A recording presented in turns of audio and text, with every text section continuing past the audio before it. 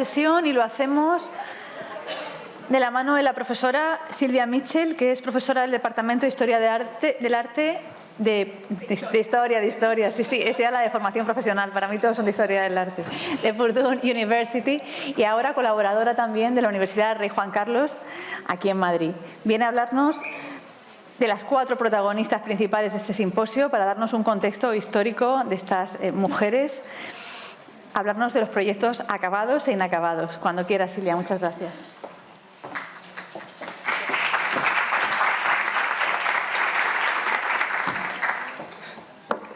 Noelia, ¿cómo?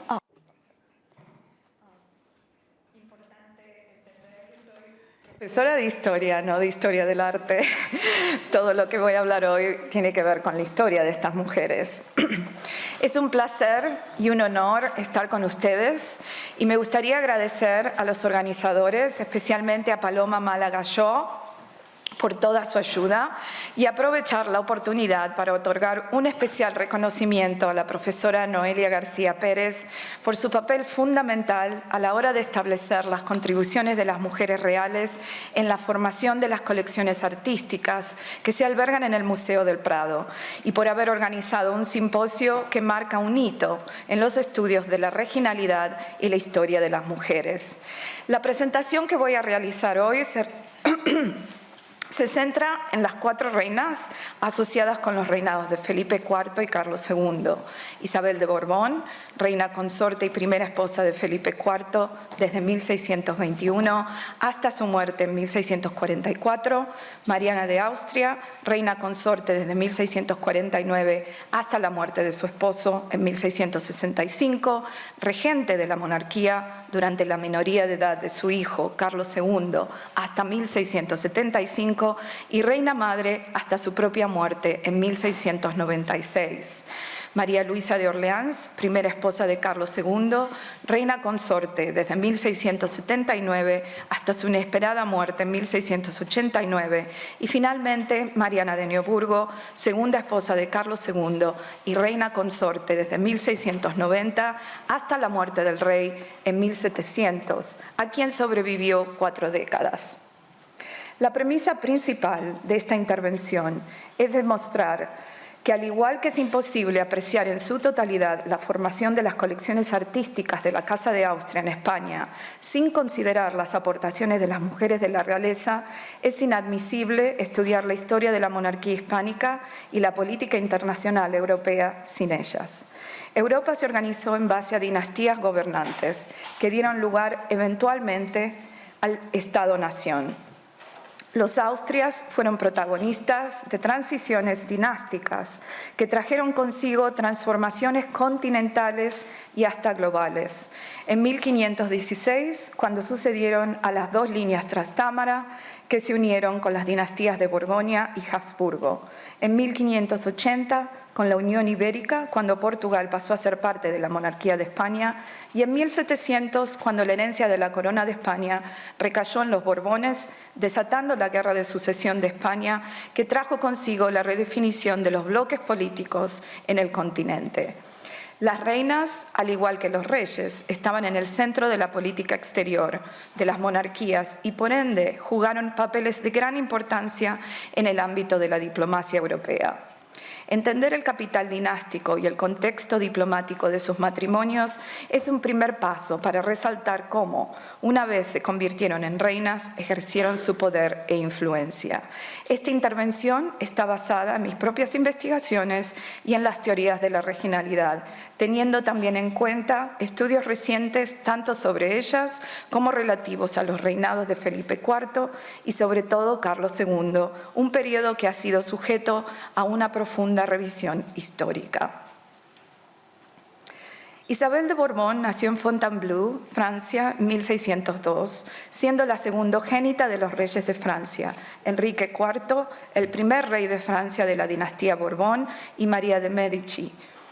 Fue parte del matrimonio doble negociado entre las monarquías de España y Francia por Felipe III y María de Médici como reina regente, y que tuvo como resultado el casamiento de la infanta Ana Mauricia de Austria con el hermano mayor de Isabel, ya Luis XIII de Francia, y la unión de la propia Isabel de Borbón con el hermano menor de la infanta Ana, el príncipe de Asturias y futuro Felipe IV.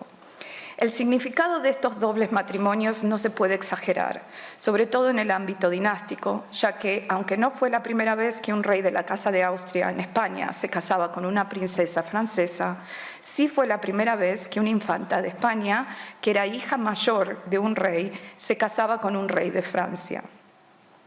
El significado diplomático de las dobles bodas hispano-francesas fue enorme, y por eso el intercambio de las princesas en el río Bidasoa, celebrado en noviembre de 1615, se transformó en un hito cultural. Como Isabel llegó a Madrid con casi 13 años y el príncipe Felipe solo tenía 10, el matrimonio no se consumó hasta 1620, indicando la importancia de los matrimonios reales y el capital dinástico de las reinas de España. La inesperada muerte del rey Felipe III en abril de 1621 empujó a la pareja a convertirse en rey y reina a una edad temprana. Felipe tenía solo 16 años e Isabel 18. Desde el comienzo de su reinado, Isabel se enfrentó a situaciones extremadamente delicadas, tanto dentro de la corte como en el ámbito de la política exterior. La tregua de los 12 años con las Provincias Unidas expiró semanas después del comienzo del reinado de Felipe IV. El rey, con el respaldo unánime del Consejo de Estado, decidió apoyar abiertamente a la rama austriaca de los Habsburgo en la revuelta de Bohemia, lo cual dio lugar a la entrada oficial de España en la devastadora Guerra de los 30 años. Esta política exterior agresiva al comienzo del reinado cosechó significativas victorias militares, aumentó el prestigio del rey y al mismo tiempo reactivó la antigua rivalidad entre España y Francia. Viéndose rodeada por las dos ramas de la Casa de Austria en todas sus fronteras, Francia comenzó a apoyar a sus enemigos, incluyendo los príncipes y estados protestantes, dando lugar a un conflicto diplomático que duró hasta el estallido de la Guerra Franco-Española en 1635. Isabel se encontró en la delicada posición de demostrar lealtad a su familia de adopción en su lucha contra su familia de origen. A nivel personal, la relación de Isabel con el rey fue afectuosa, pero la reina tuvo que soportar las continuas infidelidades de Felipe IV. Es importante recalcar que la corte española nunca instituyó la posición de amante del rey de forma oficial, como sí se hizo en Francia, y las reinas de España mantuvieron una preeminencia indiscutible en la corte. Sin embargo, el príncipe Baltasar Carlos, el único hijo varón de Isabel que llegó a la edad adulta, nació el 17 de octubre de 1629, 6 meses después del nacimiento del hijo natural más famoso del rey, don Juan José de Austria, a quien Felipe IV reconoció oficialmente en 1641, cuando Isabel de Borbón todavía estaba viva. El reto más difícil de Isabel, sin embargo, fue competir políticamente con una figura masculina protagonista. Gaspar de Guzmán, conocido como el conde duque de Olivares, quien fue el valido o ministro principal del rey y fue una figura dominante en la corte de su esposo, tanto en vida de la reina como en la historiografía posterior. Hasta hace poco, la primera mitad del reinado de Felipe IV ha sido estudiada desde el punto de vista de Olivares, pero nuevas investigaciones indican que Isabel jugó un papel mucho más activo del que se le había otorgado en la historiografía tradicional. Durante la convocatoria de las Cortes de la Corona de Aragón en 1626 y 1632, cuando el rey fue en persona acompañado por Olivares, fue la reina Isabel quien quedó al frente del gobierno en Madrid, como lo hizo también durante la seria enfermedad que sufrió Felipe IV en 1627. También medió entre España y Francia durante la Guerra de Sucesión de Mantua entre 1628 y 1631. En todo caso, su protagonismo político fue indiscutible durante la profunda crisis provocada por la Unión de Armas, diseñada por el conde duque de Olivares, según la cual todas las partes constituyentes de la monarquía debían contribuir a su defensa proporcionalmente. Esta fue quizás la más controvertida de las medidas que intentó poner en práctica. Primero Cataluña y luego Portugal, diversos territorios de la monarquía de España, se sublevaron en 1640, dando paso a la que podemos denominar como una de las peores crisis del siglo. Durante este periodo, Isabel vendió sus joyas para sufragar los gastos de la guerra y actuó como regente en 3 ocasiones, demostrando su capacidad administrativa. Fue ella la que pudo reunir provisiones y dinero para la guerra, un aspecto tan importante como las actividades en el frente de la batalla, y jugó un papel clave en la capacidad de su esposo para enfrentar la crisis. Recordemos que la sublevación de Cataluña fue simultáneamente una guerra contra Francia, un hecho que hace el papel de Isabel en el gobierno sea aún más significativo. Tras la destitución de Olivares en 1643, el propio rey se enorgulleció de identificar a Isabel como su valido, en una de las muchas cartas que intercambió con su confidente espiritual y política, Sor María de Ágreda. Para entonces, Isabel había obtenido todo lo que una reina consorte podía esperar. Era madre de 2 hijos, el príncipe Baltasar Carlos, que se esperaba sucediera a su padre, y la infanta María Teresa de Austria, que había nacido en 1638. Ya en 1643, Isabel llegó a la cima de su influencia. Disfrutaba del pleno reconocimiento de su esposo como su principal y su más importante confidente política, y podemos afirmar que su único fracaso fue su muerte antes de alcanzar su pleno potencial político, pues este indudablemente hubiera seguido aumentando en los años posteriores. Al momento de la muerte de Isabel, el 6 de octubre de 1644, la guerra con Francia, conectada directamente con la sublevación de Cataluña y la Guerra de los 30 años, era la mayor preocupación de la monarquía.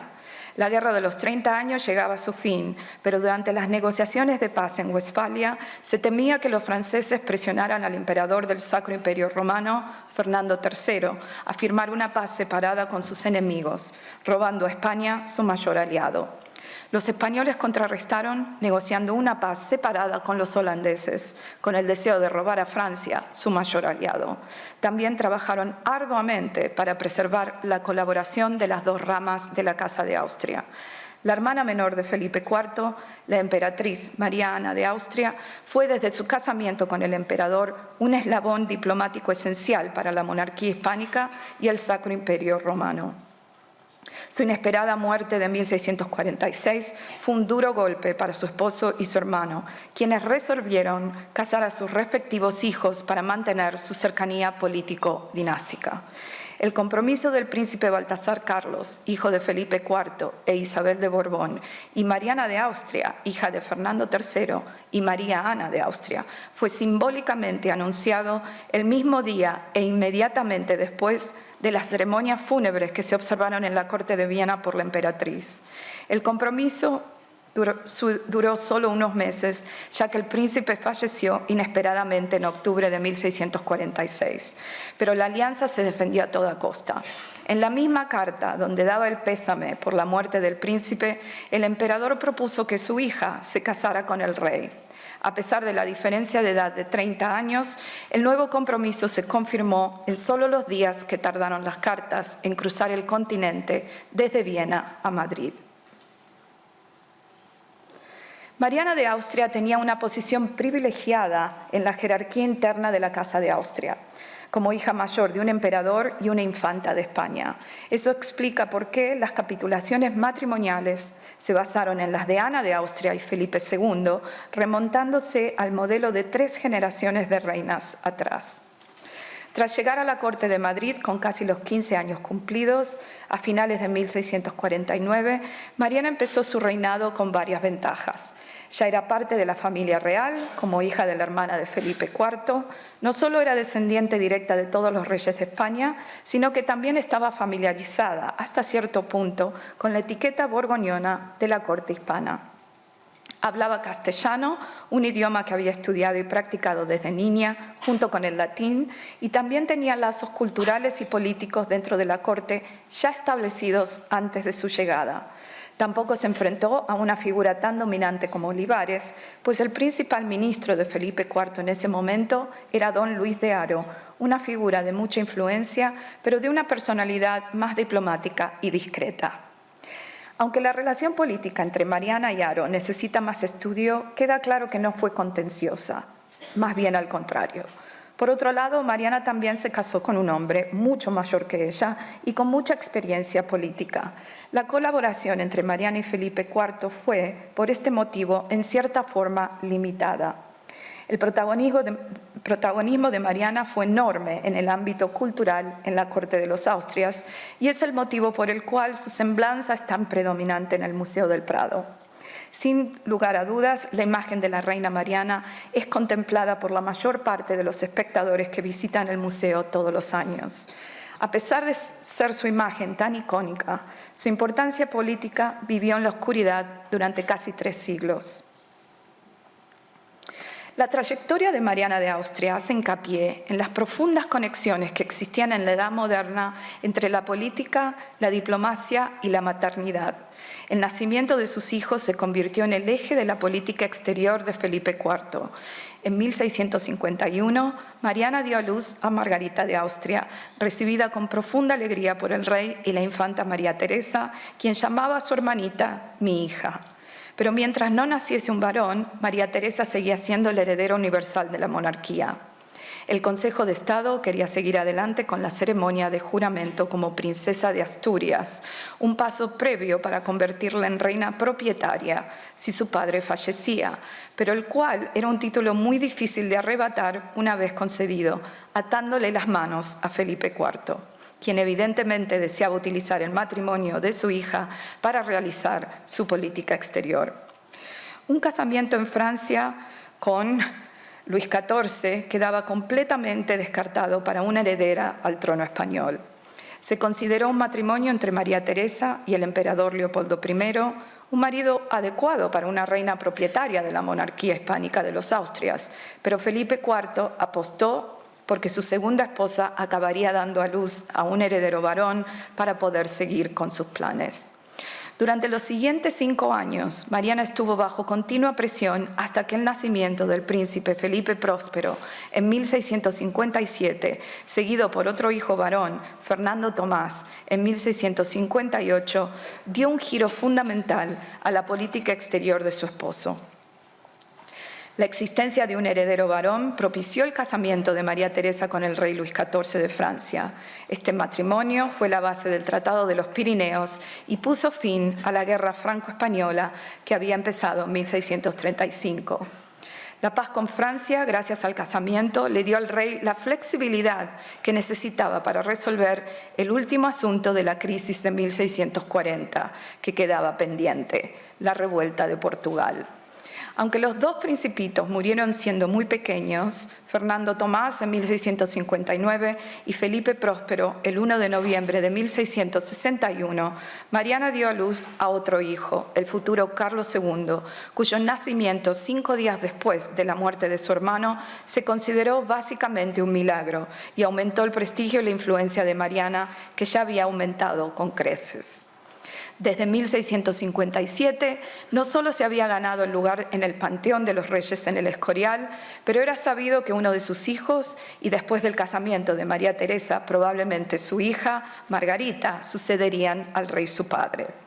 La avanzada edad del rey y su claro debilitamiento físico durante los últimos años de su reinado dieron a Mariana un lugar todavía más central, como sustituta discreta del rey y con una regencia larga a punto de empezar. El testamento de Felipe IV fue contundente, dejándole a su esposa el control absoluto sobre el rey y la monarquía, la tradición dinástica de nombrar a las mujeres Habsburgo gobernadoras, la autoridad legal y simbólica de las madres en la Edad Moderna en España, la veneración a las reinas de la monarquía de España y la organización de la corte en espacios femeninos y masculinos son factores que se unieron para dar a Mariana una autoridad política que raramente se veía en las regencias femeninas en la Edad Moderna. Mariana reinó con los títulos de gobernadora y tutora durante 10 años, desde la muerte de su esposo en septiembre de 1665 hasta la mayoría de edad de su hijo Carlos II a los 14 años en noviembre de 1675. Como jefa de Estado, Mariana se enfrentó a la muerte de su esposo a una profunda crisis provocada por las estrategias de Felipe IV que acabo de describir. A pesar del matrimonio de María Teresa y Luis XIV, este ya estaba planeando una invasión de los Países Bajos españoles, pero Felipe IV, en el afán de recuperar el reino de Portugal, dejó las fronteras sin defensas y la monarquía al borde de la bancarrota.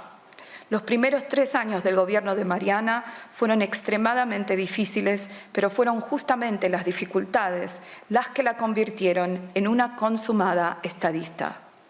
Negoció la paz con Portugal y defendió los Países Bajos de la invasión francesa, que había empezado en mayo de 1667 con mínimas pérdidas territoriales.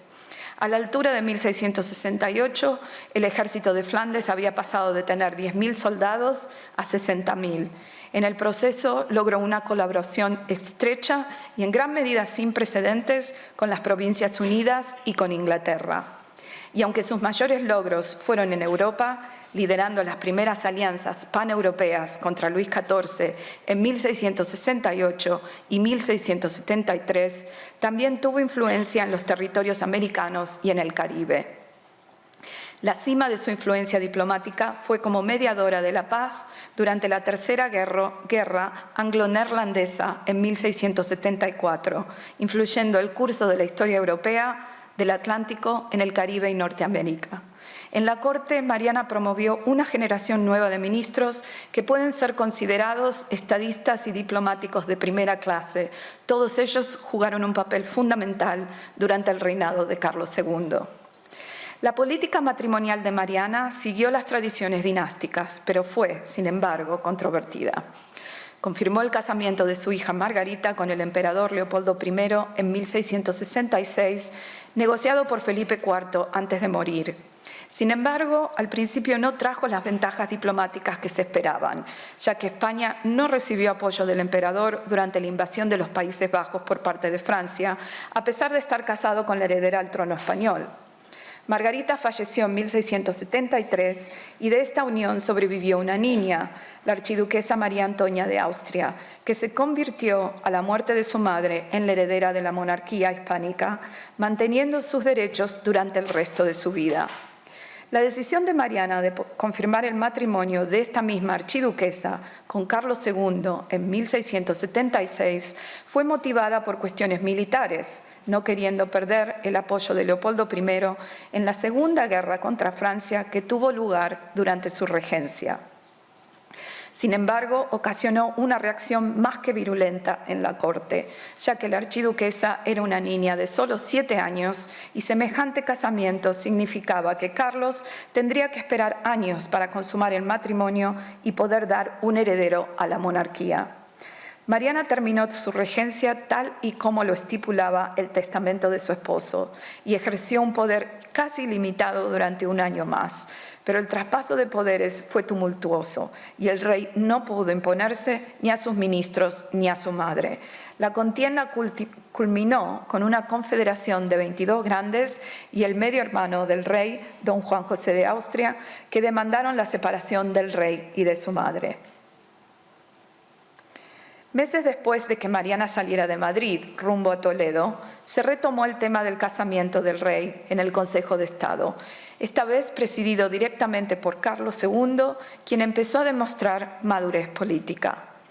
El compromiso del rey con María Antonia no se podía romper en medio de la guerra, pero Carlos y sus ministros siguieron debatiendo sobre esta situación. En el otoño de 1677, María Luisa de Orleans, sobrina del rey de Francia, fue elegida unánimemente por Carlos II y el Consejo de Estado como la candidata ideal para que el rey se casara con una novia adulta que podría dar un heredero inmediatamente y que también serviría para que la monarquía pudiera consolidar la paz que esperaba negociar con Francia. La solución fue dejar el compromiso fijado y esperar a la conclusión de la guerra para romper la proyectada boda con la archiduquesa y pedir la mano de la princesa francesa. En cuanto se firmó y ratificó la paz de Nimega, Carlos II confirmó en el Consejo de Estado su intención de pedir la mano de María Luisa de Orleans en los primeros días de 1679. Sus ministros aprobaron la prudencia del rey y le sugirieron que pidiera ayuda a la reina madre para que mediara en la ruptura del compromiso matrimonial con la archiduquesa, con su hermano, el emperador Leopoldo I, en Viena. Esto dio lugar a un cambio profundo en la corte y la política exterior. En solo unos meses, con la intervención de Mariana en Viena y de la hermana mayor de Carlos, María Teresa, en París, el rey pudo salir de esta difícil encrucijada matrimonial. Las dos matriarcas Habsburgo, una reina madre de España y la otra reina consorte de Francia, con un alarde de habilidad diplomática impecable, fueron responsables de negociar el matrimonio de Carlos II y su primera esposa, el cual fue anunciado en el verano de 1679, después de 2 años de espera.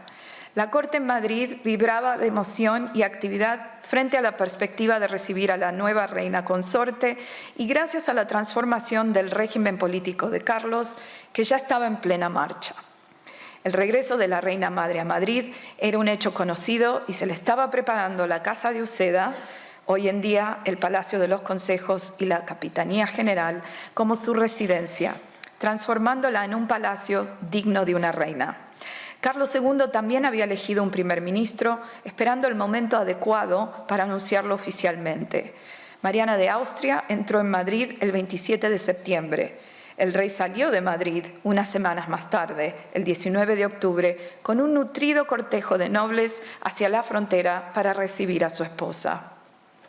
Los novios se conocieron en las afueras de Burgos, donde se celebró el casamiento y donde empezaron su vida matrimonial. Los flamantes esposos llegaron a Madrid el 2 de diciembre y se instalaron en el Palacio del Buen Retiro, esperando los preparativos de la entrada formal de María Luisa en la corte, la cual tuvo lugar el 13 de enero de 1680. María Luisa nació en París en 1662 y tenía 17 años cuando se convirtió en reina de España. Su capital dinástico era considerable. Hija mayor del duque de Orleans, hermano de Luis XIV, era sobrina del rey de Francia, pero también era nieta y sobrina de 2 reinas de Francia que nacieron en España, Ana de Austria y María Teresa de Austria, quienes ocuparon un lugar muy elevado en la dinastía y en ambas monarquías. María Luisa protagonizó uno de los momentos más esperanzadores del reinado de Carlos II, incorporándose a la corte en un momento de transformación. El casamiento era, tanto para las mujeres como para los hombres, en la Edad Moderna, un símbolo de adultez, y este momento fue particularmente simbólico para Carlos II, dando fin a los tumultuosos primeros años de su reinado como rey adulto, que empezó el mismo día de su mayoría de edad, a los 14 años. El rey, que tenía 18 años en este momento, ya no estaba ni bajo la influencia de su medio hermano, don Juan José de Austria, que falleció en septiembre de 1679, ni la de su madre, a quien le impuso límites políticos claros antes de invitarla a volver a la corte. El joven rey ya establecía su propio sistema político y había ofrecido la posición de primer ministro al duque de Medinaceli, nombrándolo oficialmente como tal en febrero de 1680. Este matrimonio también tuvo un significado enorme en la política exterior de la monarquía, marcando el fin de una etapa concreta en la rivalidad franco-española que dominó la minoridad de Carlos II. Todas estas consideraciones, la presencia de la reina madre en la corte, la subida de un primer ministro y la reanudación de relaciones diplomáticas entre Francia y España, marcaron las condiciones del reinado de María Luisa. La identidad francesa de la reina le dio un aura de belleza e interés. Hasta la reina madre había querido que su hijo viera a su esposa por primera vez ataviada a la francesa, para estimular el romance y, por supuesto, conseguir los deseados herederos. Pero esa misma identidad francesa fue precisamente lo que motivó conflictos y choques políticos, culturales y de personalidades. La comitiva diplomática que envió Luis XIV a Madrid fue causa de fricciones desde la reanudación de las relaciones diplomáticas entre las monarquías rivales y fueron agravadas por la rígida etiqueta española. El marqués de Villars y su esposa, la marquesa de Villars, fueron acusados de causar conflictos y de dar malos consejos a la reina y tuvieron que salir de Madrid a principios de 1682 a petición de Carlos II.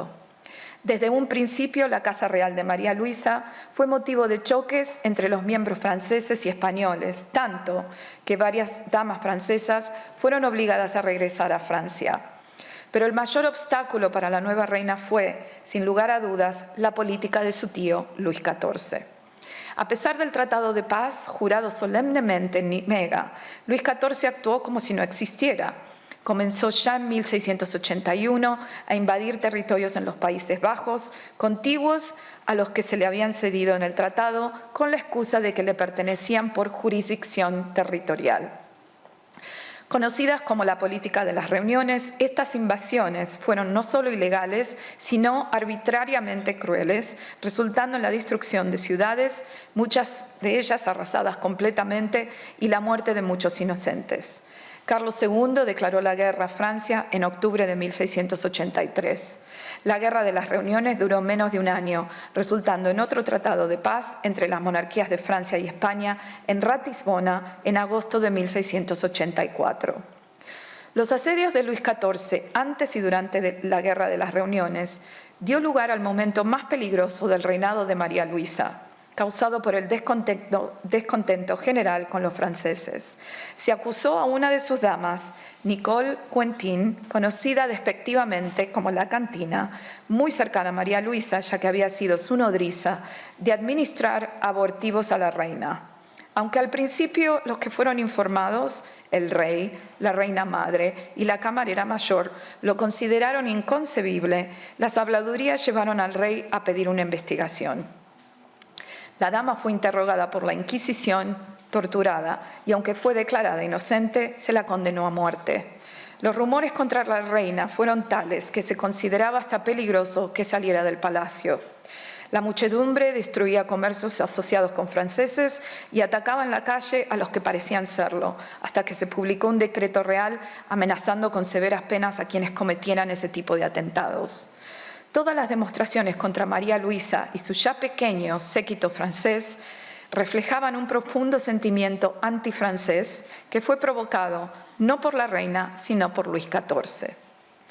Para entonces, María Luisa se había adaptado a la corte. Había aprendido español en aproximadamente un año de su llegada y tenía una relación excelente con el rey, quien estaba muy enamorado de ella. Gracias a esto, María Luisa pudo controlar su ámbito cercano. Una victoria política bastante significativa fue su habilidad para reemplazar su camarera mayor, la duquesa de Terranova, por la duquesa de Albuquerque. Un hecho inaudito en la historia de la corte. En este caso, contó con la ayuda de la reina madre, quien, a pesar de haber sido identificada en Francia como su posible peor enemiga, acabó siendo su mayor aliada. Durante la crisis provocada por sus damas francesas, fue Carlos II quien apoyó a María Luisa, yendo en contra de la opinión de sus ministros. Conmutó la pena de muerte de su nodriza, a quien se le permitió volver a Francia con su esposo. La dama que la acusó, también del séquito francés, y su esposo fueron obligados a salir de la corte, aunque ellos permanecieron en España y recibieron una pensión para mantenerse. Para consolar a su esposa, Carlos también permitió a María Luisa conservar el resto de sus servidores franceses. María Luisa, al igual que Isabel de Borbón, pudo influir en la corte de su esposo mucho más de lo que se ha considerado tradicionalmente en la historiografía. Sabemos, por ejemplo, que la caída de Medinaceli, a quien Carlos obligó a dimitir en 1685, fue gracias a la oposición de María Luisa y Mariana de Austria. El próximo ministro principal de la corte de Carlos II fue el conde de Oropesa, quien supuestamente no quiso aceptar el nombramiento de primer ministro para evitar las potenciales confrontaciones con María Luisa asociadas al cargo. El legado de María Luisa quedó truncado repentinamente cuando tenía 26 años. Una caída mientras practicaba equitación, su actividad favorita, seguida de una enfermedad, probablemente una apendicitis, provocaron su muerte el 12 de febrero de 1689. De María Luisa se esperaba un heredero y de su casamiento una paz duradera. Aún sin cumplir con sus tareas principales, consolidó su lugar en la corte. Sobrevivió a la incompetencia de los embajadores franceses en la corte de España y al comportamiento maquiavélico de su tío, el rey de Francia. Estableció una afectuosa relación con el rey y la reina madre, y aunque adoptó la cultura y la imagen correspondiente a una reina de España, pudo retener su identidad francesa. Esta fue una innegable forma de poder que, sin embargo, no se extendió a las relaciones diplomáticas, ya que al momento de su muerte, las monarquías de España y Francia se encontraban una vez más al borde de la guerra. Ya se había formado en 1686 una liga contra Francia, que incluía a España, el Sacro Imperio Romano Germánico, Portugal, Sajonia, Suecia y las Provincias Unidas, príncipes del imperio como Brandenburgo, Baviera y el Palatinado. También eran parte de ella. Una vez sumada Inglaterra a la Liga en 1689, se convirtió en la gran alianza de Europa contra Francia y dio lugar a la Guerra de los 9 Años. Quienquiera que fuera a reemplazar a María Luisa, ciertamente no iba a ser francesa. La elección de Mariana de Neoburgo es quizás la más peculiar de las 4 reinas de España que analizamos hoy. Había una escasez de princesas y aunque su rango dinástico no era el acostumbrado, su candidatura fue casi unánime. Fue una de las 3 candidatas presentadas a Carlos para que eligiese, y una vez que el rey dio por aceptables a 2 de ellas como suficientemente atractivas, Mariana de Neoburgo fue elegida por la mayoría del Consejo de Estado. Su candidatura fue apoyada por la reina madre y recomendada por el emperador Leopoldo I, quien estaba casado en terceras nupcias con Eleonora de Neoburgo, hermana mayor de Mariana. Fue decisivo que perteneciera a una familia legendariamente fértil.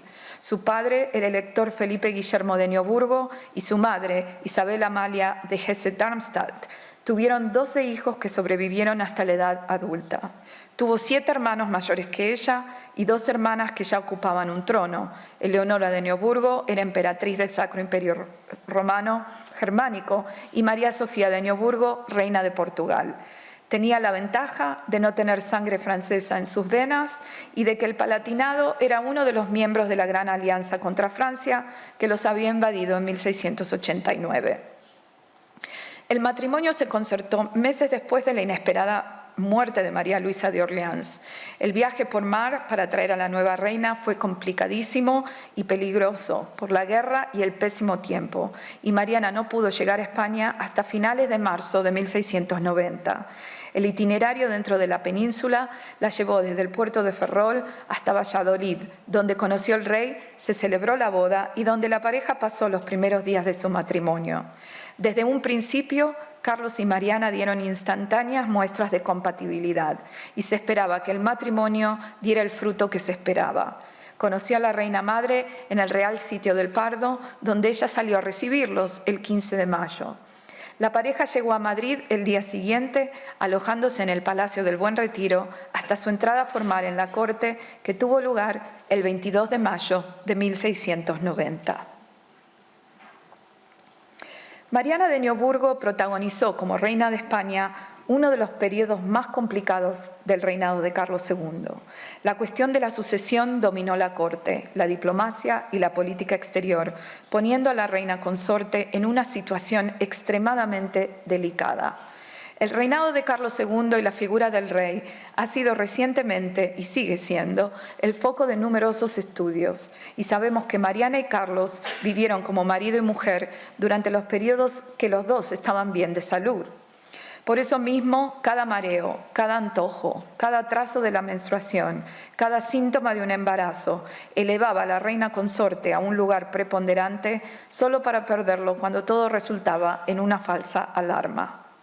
También es importante considerar que hasta 1696 Mariana de Neoburgo vivió en cierta forma bajo la sombra de su suegra, Mariana de Austria, con quien tuvo que compartir y en muchas ocasiones ceder el centro político.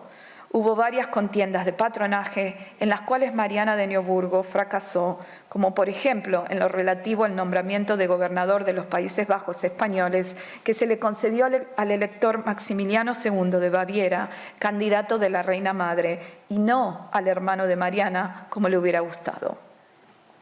Cabe añadir que Mariana, tanto como María Luisa, experimentó una reacción muy negativa contra su séquito extranjero, denominado en la historiografía la camarilla alemana. En 1695, el Consejo de Estado intervino y Mariana no tuvo más remedio que exiliar a su secretario, Enrique Weiser, para calmar las aguas. La figura más controvertida fue la condesa de Berlitz, conocida despectivamente como la Perdiz, una mujer que logró sacar enormes ventajas de Mariana. Gracias a nuevas investigaciones de archivo, sabemos que trabajaba secretamente para el elector Juan Guillermo de Neoburgo y el emperador Leopoldo I, quienes eran respectivamente el hermano y el cuñado de la reina consorte, y de quienes la condesa sacó enormes ventajas sociales, económicas y políticas, a cambio de crear un estrecho círculo de personas cercanas a la reina que monopolizaron su patronaje, lo que contribuyó a su impopularidad. El año 1696 marca un momento crucial en el reinado de Mariana. La reina madre muere en mayo de ese año, dándole a la consorte el centro indiscutible de la corte.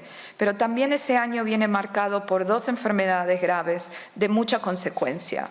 Primero la reina y después el rey enferman gravemente. Bajo temor de que el rey pudiese llegar a morir, el Consejo de Estado demanda que el monarca redacte su testamento.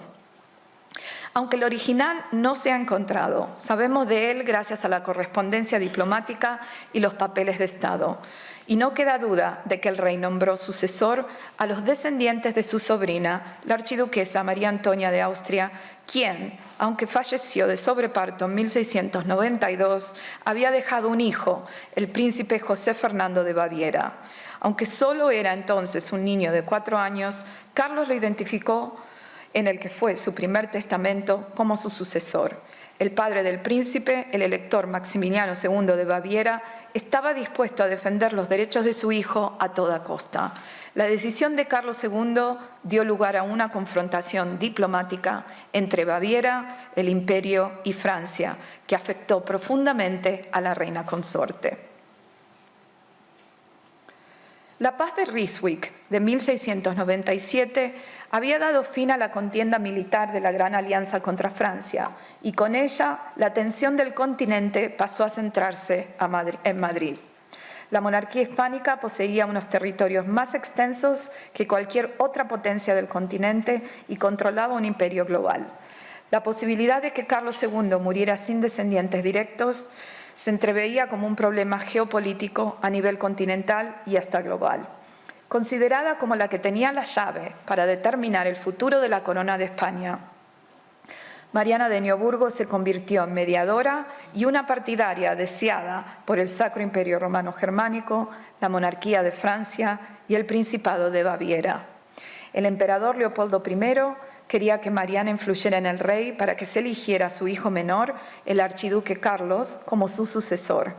Los representantes de Maximiliano de Baviera ofrecieron a Mariana una generosa pensión y un papel central en la corte si favorecía la candidatura del príncipe José Fernando como rey de España.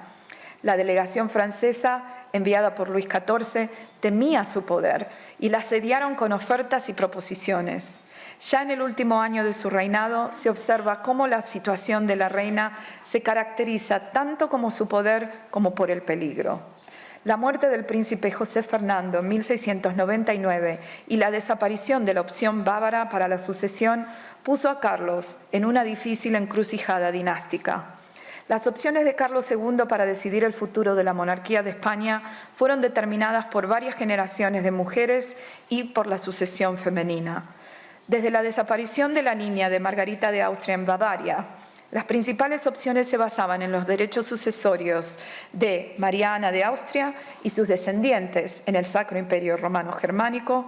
Por otro lado, estaban los descendientes de la monarquía de Francia por medio de los derechos sucesorios de María Teresa de Austria y Ana de Austria. La decisión sobre el curso a seguir dio lugar a divisiones profundas en la corte. En 1699, un levantamiento en Madrid, conocido como el Motín de los Gatos, provocó un cambio de régimen político dentro del Consejo de Estado y la expulsión de los remanentes de la camarilla alemana de Mariana.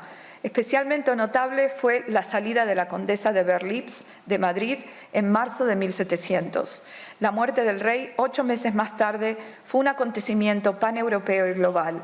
Para la reina no fue menos significativo.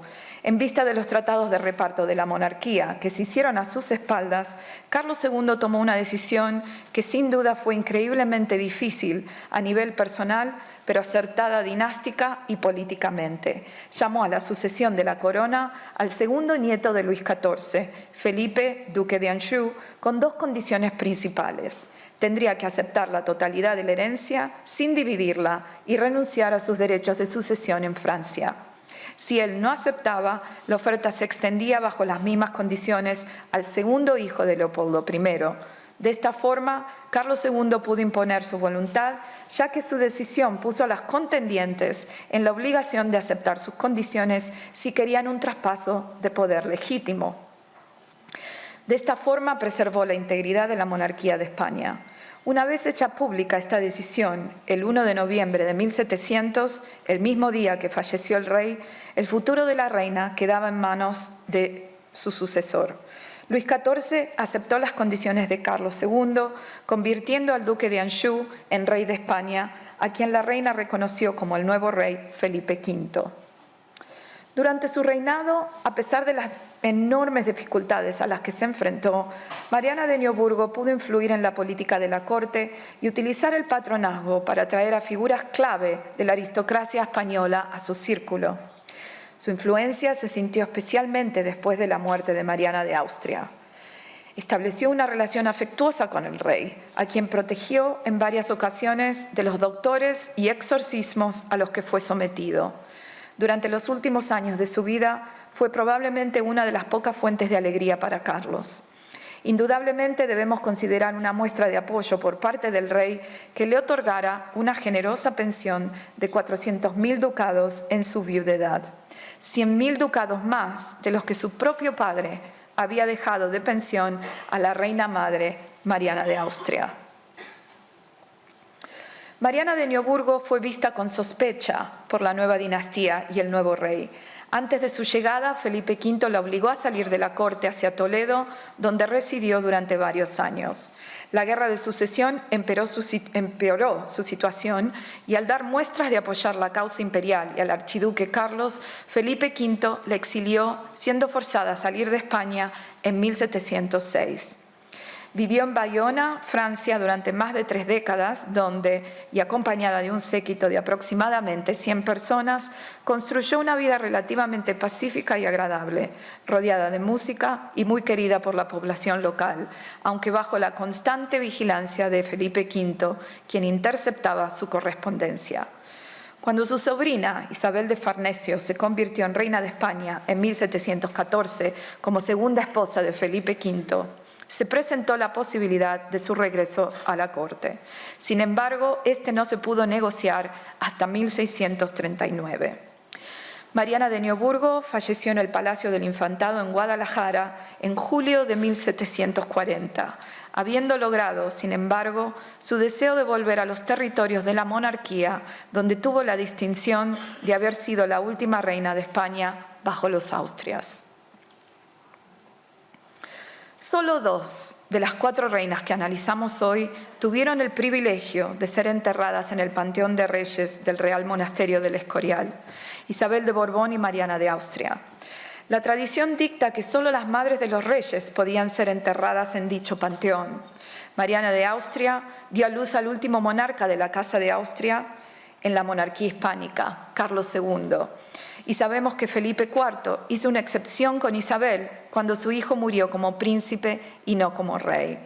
Sin embargo, tanto Mariana como Isabel crearon la configuración dinástica que influyó el curso de la historia de la monarquía hispánica mucho más allá de ser madres de reyes. Y por eso debemos considerar a las hijas, tanto como a los hijos de las reinas. La hija de Mariana, Margarita de Austria, mantuvo los derechos sucesorios durante 3 generaciones. Murió en 1673 y fueron heredados por su hija, María Antonia, y a la muerte de esta pasaron a José Fernando de Baviera, quien los retuvo hasta 1699. El hijo de Isabel murió como príncipe jurado, pero su hija, María Teresa, dio a Francia sus derechos sucesorios, pasando también por 2 generaciones tras su muerte en 1683. Mariana e Isabel fueron figuras centrales tanto durante sus reinados como después de sus muertes, dejando un legado histórico-político sustancial. Aunque María Luisa y Mariana de Neoburgo no fueron madres, fueron capaces de lograr un papel político central en la monarquía de España y en la diplomacia del continente. Este nivel de poder estaba basado no solo en habilidades personales, que todas las tenían evidentemente, sino también en el sistema, que estructuralmente les daba un lugar legítimo como consortes, representantes de sus familias natales, como figuras políticas independientes, como madres, ya lo fueran en activo o pudiéndolo ser, como gobernadoras y en un caso como jefa de Estado y estadista, completamente responsable de la monarquía. Sus reinados fueron determinados por diferentes contextos políticos en la Corte de Madrid, por la política internacional, por su dinastía de origen, pero también por asuntos fuera de su control, como la salud, la maternidad y las personalidades de reyes en distintas etapas de evolución político-personal. Lo más importante, en mi opinión, y espero haberos convencido de ello, es que estas vidas políticas son dignas de estudio y análisis, no solo por ellas mismas, sino como parte fundamental de la historia de la Corte, la monarquía de España y la política internacional de Europa. Muchísimas gracias por escucharme.